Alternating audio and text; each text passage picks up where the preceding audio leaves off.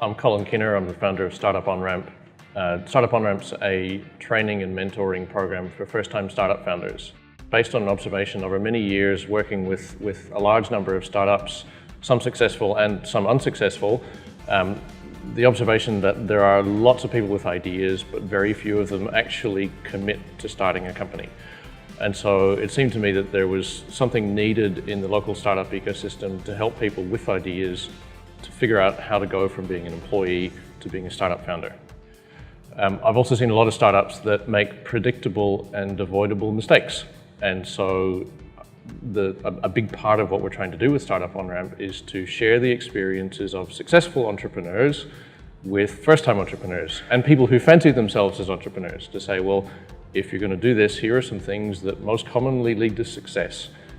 Do those things. And here are some things that very commonly lead to failure, and hopefully we can avoid doing those things.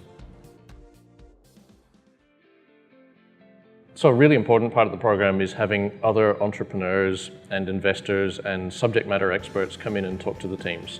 So we've had some amazing entrepreneurs. An example would be Holly Cardew, who's the founder and CEO of Pixie, come in and talk to the teams about her experience in growing Pixie as a business, and talking really candidly about things that they've screwed up and lessons they've learned, as well as sharing some things that they found have really helped to boost the growth of their own businesses.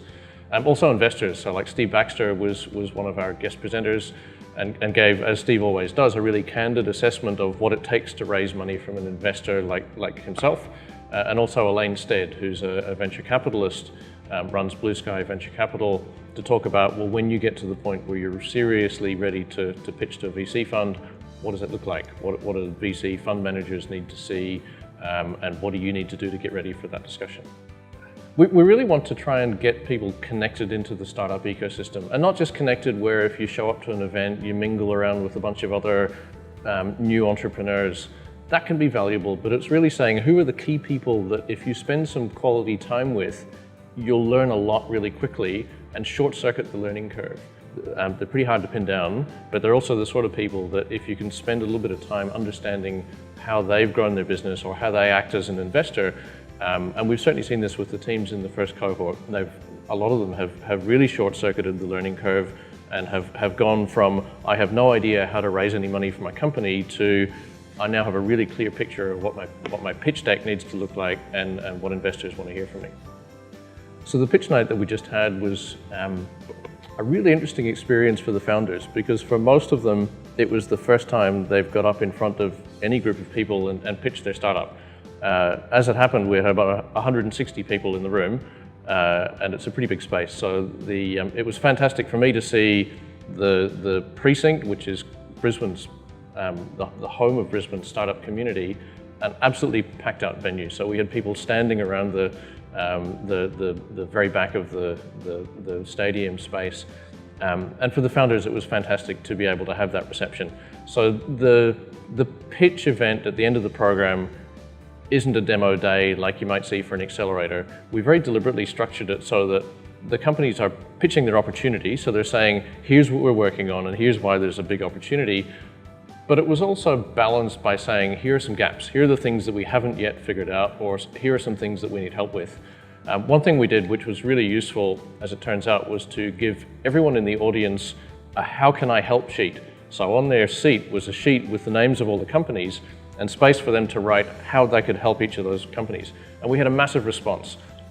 So people who said, I would love to join the team, or I can introduce you to some customers, or the company that I work for could be a customer. In some cases, we had people saying, I would be really interested in investing in your business. So in terms of value for the teams, I think the pitch event at the end of the program is a really important milestone.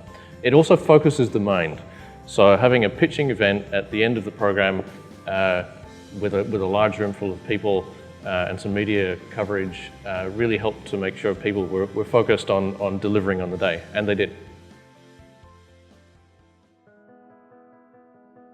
I've been involved in the startup ecosystem nationally and particularly in Brisbane for quite a while, and it seems to me that we're at an inflection point. So only in the last few years have we seen a really strong growth in the number of people that want to do startups. Obviously, we've seen growth in the actual number of startups, but I think there's a realization that for Australia, we can't continue to be a resource-focused economy.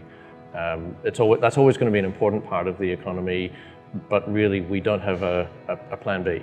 And so I think there's a realization at a government level and a community level that technology-based jobs and building companies that are looking globally rather than domestically is going to be really important for us. In regional Queensland, we've got lots of startup hubs that are emerging, and a lot of the rationale for these startup hubs is to help with an economic revitalization and changing the nature of some of the regional economies to be more about technology-based, high-value, globally focused jobs rather than domestically focused businesses. So I'm really pleased that Startup Onramp can be a part of accelerating that growth by helping to produce more entrepreneurs and helping to unfail startups that otherwise might have failed by making predictable mistakes.